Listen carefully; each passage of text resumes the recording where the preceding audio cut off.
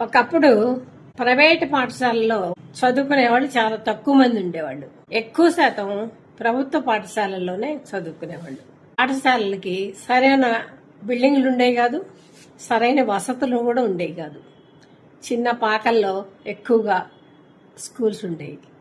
అలాంటి స్కూళ్లలో చదువుకొని, తెలుగు మీడియంలో చదువుకొని, ఇంగ్లీష్ మీడియం ఎగ్జామ్స్ రాసి అత్యధిక మార్కులు సంపాదించి అత్యున్నత స్థానంలో ఉన్న వాళ్ళు అనేక మంది. మట్టిలో మాణిక్యాలకి చెప్పనవసరం లేదు.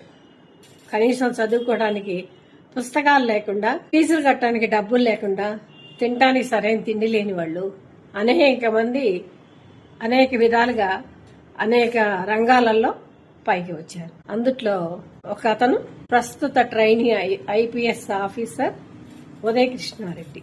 పరస్పర అంగీకారంతో జరిగిన కొన్ని విషయాలు అందరూ కలిసి బజార్ను పెట్టారు.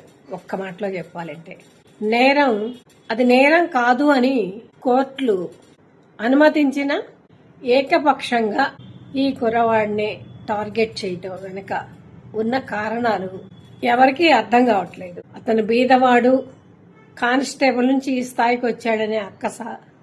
ఏదైనా పొరపచ్చాలు ఉంటే ఉండొచ్చు. మనిషి అన్న తర్వాత అనేక విషయాలుంటాయి. దొరికితే దొంగ, దొరకపోతే దొర, అంతే. జనరల్ గా ఎవరి మొబైల్ చూసినా గానీ ఆడవాళ్లు మగవాళ్ళతో, మగవాళ్ళు ఆడవాళ్లతో, ఆడ మగ అందరితో కూడా ఏదో రకంగా చాటింగ్ చేయటం పరిపాటి. టెక్నాలజీ పెరిగిన తర్వాత ఇవన్నీ సర్వసాధారణం.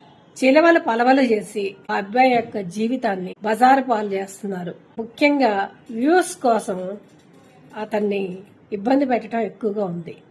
కొన్ని డిపార్ట్మెంటల్ గా మరి అవసరమో ఇంకేదో మనకు తెలియదు. ఏది ఏమైనప్పటికీ కూడా ఉదయ కృష్ణారెడ్డి గారి విషయాన్ని దృష్టిలో పెట్టుకొని ఈ కాలపు కుర్రాళ్లంతా కూడా తగు జాగ్రత్త వహించి ఒళ్ళు దగ్గర పెట్టుకోవాలని మనం చేస్తున్నాను. ఎల్లకాలం మందే నడవదు. ఎప్పుడు ఎలా ఏది టర్న్ అవుతుందో చెప్పలేము. తస్మాత్ జాగ్రత్త.